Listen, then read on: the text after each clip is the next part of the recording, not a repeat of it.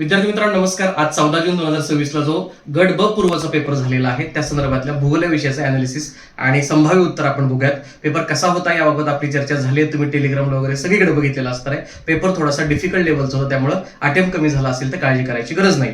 माझ्याकडे बी सेट आहे सध्या आणि स्टुडिओ अवेलेबल नाही, मी थोडा बाहेर गावी असल्यामुळे आता आपण या पद्धतीने पटकन विश्लेषण बघूयात, कारण बरेच विद्यार्थी मित्रांचे मेसेजेस येत होते. बी सेट मधला 11 नंबरचा पहिला प्रश्न आपल्या भूगोलाचा.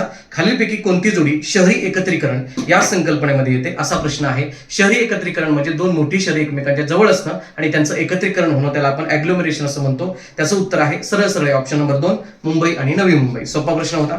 त्यानंतर पुढचा प्रश्न आहे उत्तर महाराष्ट्रातील 150 मेगावॅटचा सौर ऊर्जा प्रकल्प कोणत्या जिल्ह्यात आहे. 12 नंबरचा प्रश्न. आता याच्यावरती प्रश्न अपेक्षित होता. आता याच्यामध्ये विषय असा आहे की सर्वात मोठा कुठला असेल असं विचारलं असतं तर शिवाजीनगर हा धुळ्यामधला अपेक्षित होतं, परंतु 150 मेगावॅट असं विशेष दिलं असल्या कारणानं धुळे किंवा जळगाव यापैकी एक उत्तर असण्याची शक्यता आहे. प्रकल्पाचं नाव दिलं नाही, त्यामुळे मी याचं संभाव्य उत्तर ऑप्शन 1 आणि 2 यापैकी कोणतं तरी असेल असं सांगतो, कारण प्रकल्पाचं नाव नाहीये.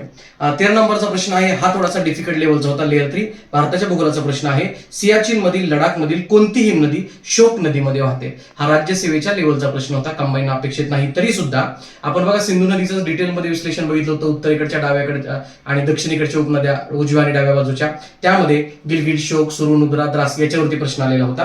तर याचं उत्तर आहे तुमचं रिमो. ओके, झेमू आणि ड्रांगरुंग हे माहित असतं किंवा ज्यांचा पीवायक्यूचा अभ्यास आहे त्यांनी राज्यसेवेचा हा प्रश्न बघितला असता तर 2 ऑप्शन कट होऊन तुम्हाला हिस्पार आणि रिमो यापैकी उत्तर लिहिता आलं असतं. रिमो याचं करेक्ट उत्तर आहे. 14 नंबरचा प्रश्न मोठा वाटतोय लोकसंख्येचा प्रश्न येणं अपेक्षित होतं.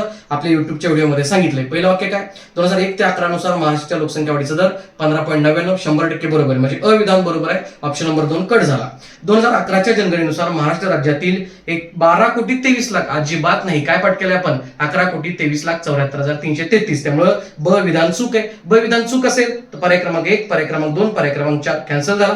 तिसरं विधान बरोबर आहे. केरळमध्ये कृषी घनता सर्वात जास्त आहे. आणि चौथ्या विधानामध्ये अव्वल राज्यामध्ये सिक्कीम 1 नंबरला येत नाही, अरुणाचल 1 नंबरला येतं, त्यामुळे ते पण चुकीचं आहे. म्हणजेच ऑप्शन नंबर 3 अ आणि क बरोबर असं लोकसंख्येच्या प्रश्नाचं उत्तर राहते.